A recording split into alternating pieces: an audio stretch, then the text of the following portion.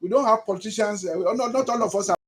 All of us play politics in our homes. Yes. We play politics in our offices. We play politics everywhere, even in associations, even at the family level. At the family level. And So, religious centers. religious centers and CDAs and all of that. So, who do you now appoint that you think is apolitical, that will not be able to, they will be able to compromise him? But somebody who is not from that state, who is a soldier, and soldier, when the soldier gives order, you know, the security operatives, the security agencies, they are likely to kowtow to the military man because they know his background. And you know, military obey the last order. But if a civilian gives order, I don't know how compliant the security agencies will be. But then I think it is discretionary for the president to appoint either a soldier or to appoint a civilian. But I have brought out, you know, the advantages of appointing maybe a soldier. A soldier will be able to, you know, to the letter, make sure that things are done properly and be able to restore, you know, law and order within a short time. Thank you very much. This is 90.5 FM. Please do stay with us.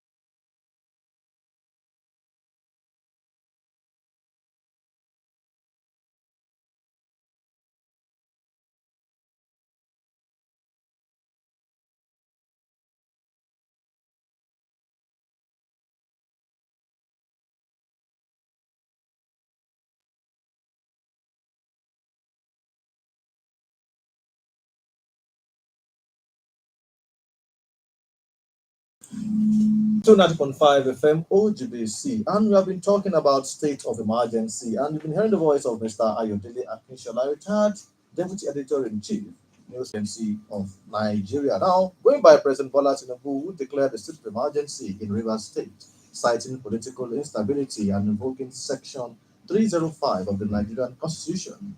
As the situation in Rivers degenerated to that level, now is declaring the state of emergency by Mr. President without first suspending Fubara and the lawmakers. What's your take as regards the Rivers State, which is currently under a state of emergency at the moment? Thank you very much, Iman. The Constitution does not envisage, anticipate that the democratic structures, in other words, the governor, the deputy governor, the lawmakers, those democratic structures will be suspended. We have had emergency rule, you know, declared under President Goodluck Jonathan in 2013 or so. Insurgency yes, and the fighting. The governors were not suspended. The structures were there. The lawmakers were not suspended, and so, but the president in his mind, and through what is actually the proclamation he made at that time, was to ensure that rule of law is suspended, because you need to deal with the situation then, you know, squarely, so that you can restrict people's movement. You can say, oh, don't go to so and so area, don't move so and so period. There will be consequences for it and all of that. So, but we don't know how we now got to this level that, you know, we have to suspend the governor, suspend the members of the assembly and all of that, because these people have been democratically elected, and they have a tenure, the 4-year tenure, and whatever happens, you know, between the two arms of government, the executive and the legislature in Rivers State, should have been a thing that they will be allowed, you know, at least to settle it. If there is no political solution to it, as the president has intervened several times, then they should allow the rule of law to have its way. But then, if a critical arm of government, like the legislative arm of government, has not been allowed or has not functioned, in Rivers State, I'm not blaming anybody. I'm not blaming the governor, the suspended governor, similarly Fubara, and it's not just making too. I'm not. I'm also blaming the lawmaker, because there was this issue of defection of the 24 lawmakers actually led to the issue of The 27 lawmakers, and then they were saying maybe one to this camp A, and one to camp B. But quickly, let us open the phone lines for our listeners to be part of this conversation this morning. 0803-437-9453 and 0815-032-0226. State of emergency in our dear country, Nigeria. Taking a look at advantage right now. What is your take and discussion so far? Do you have any contribution? Do you have any question for my guest on this edition of the program? Mr. Ayodele Akinsola is our guest, a retired deputy editor-in-chief agency of 0803-437-9453. And now I am Mr. Akinsola, looking at the situation at hand. What measures do you believe are most effective in restoring peace and security during a state of emergency? Yes, thank you. The restoration of law and order, peace, is not even the what I would call the sole responsibility of the sole administrator, because the sole administrator cannot do it alone. It still needs to interface with the various communities. It still needs to interface with even politicians to ensure that normalcy is restored. Because you see, you can't shave somebody's head in his absence. That's yes. So you sorry. Right. Good morning. Hello, good morning. Good morning. Happy New Month to you. We wish you the best. Thank you, sister.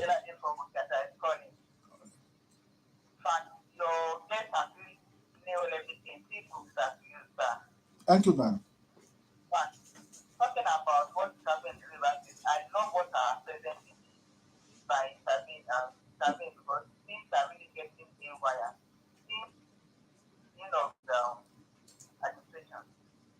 But I know that this time, normality will come. If anything can happen in 6 months, that emergency can be extended to 1 year. So I wish the administration, the emergency, the retired officer, or the president, I just hope peace will come back to that place. Okay.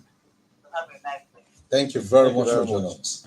0803-437-9455. Mr. Akinsola, your reaction and what you're talking about at the time. Yes, so I was saying that the sole administrator cannot, by his own initiatives, restore law and order. It needs to bring people together, traditional rulers, civil servants, the various associations, elder statesmen, and all of that.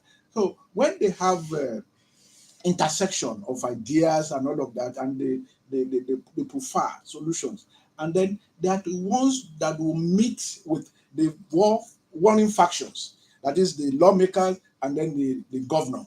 And because they need to be brought together, whether they like it or not, there must be amity, there must be harmony. Yeah. If you are truly going to reconcile them, every one of them has a role to play. We have to come to the table. They have to come to the table. Hello, good morning. Good morning. Hello, good morning. Good morning, sir. I'm not doing too well at my name. Thank you for joining I'm us. calling for the helpline government. The president is reaching the side. And that is what is happening. We're supposed to comply with that river.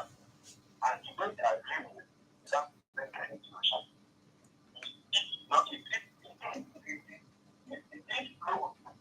Alaji, the network in your area is not that audible. Alaji, can you just maybe change your location a bit, sir? Yeah, I can hear you loud and clear so that we can be more audible. Please come again, sir. Okay, I'm saying the president is that action cannot bring peace. Because the peace is not there. But the something that doesn't want to achieve, cannot achieve it.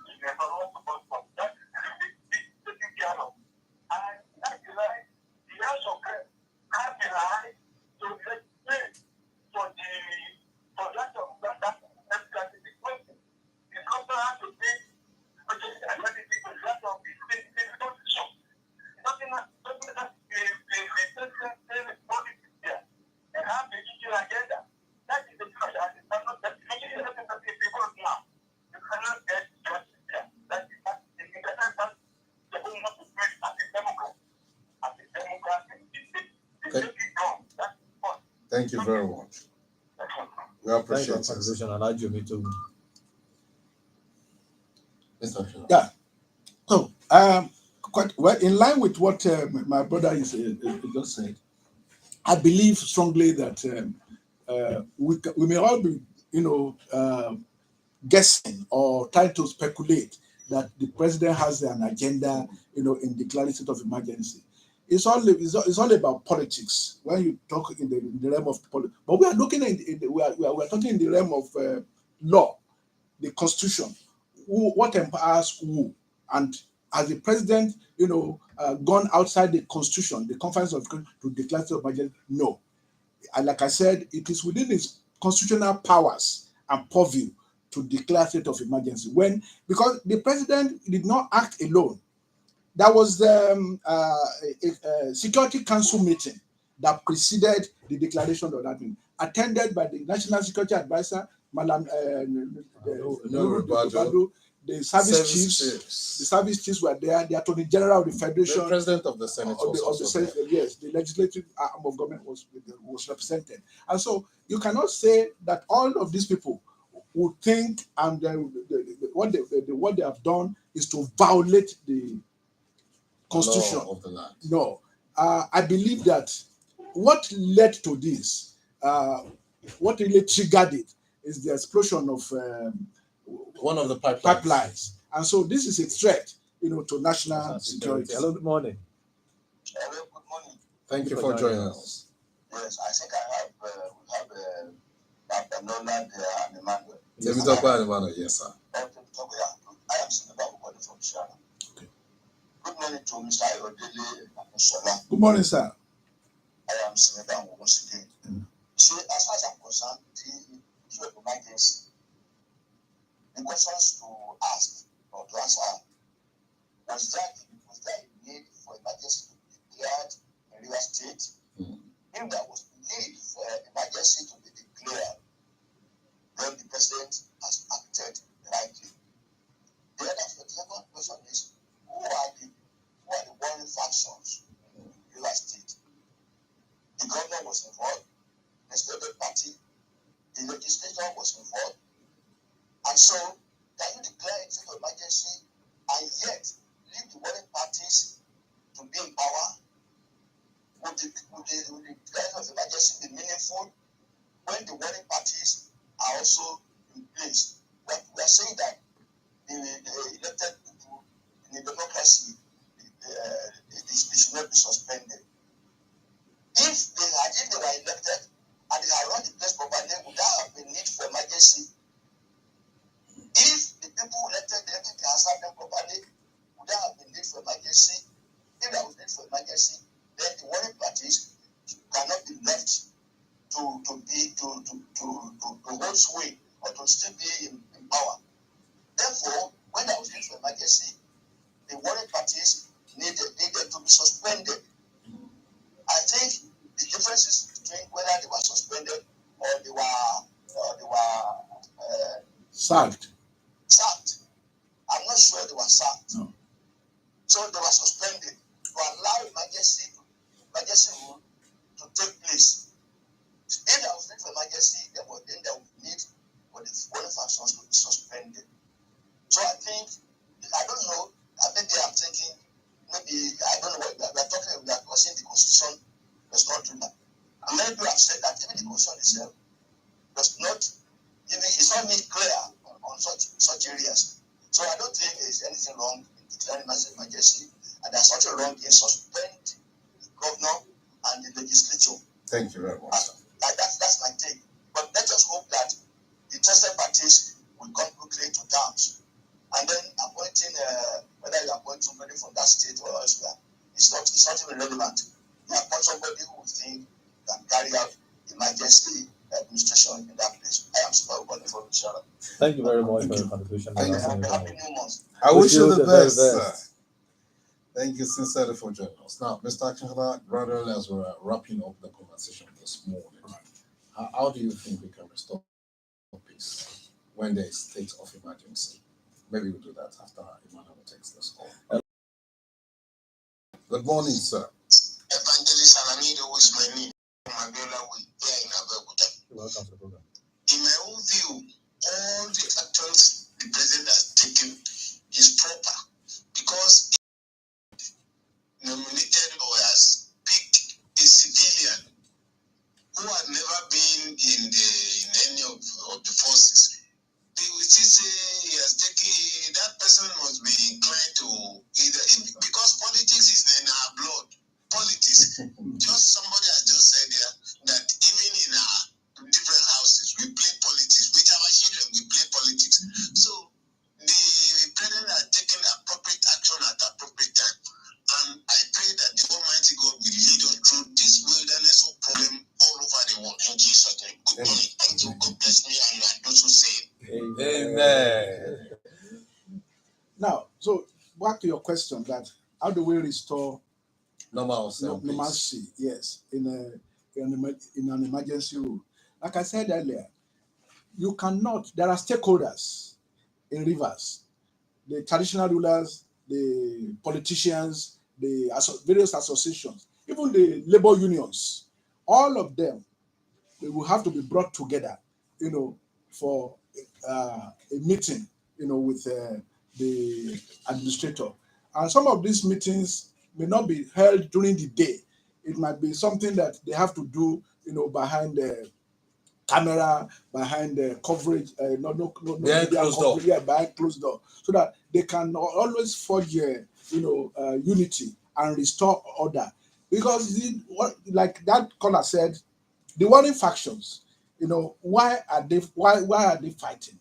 And so some of those issues will be thrown up so that the issues will be, sorted out, resolved, so that the state can move forward. But without looking at the issues, that led to the emergency rule, if the administrator, exists after 6 months or before 6 months, in the minds of a National Assembly, they believe that before 6 months, law and order should have been restored, and so that the governor and all those can return. But there must be, true reconciliation.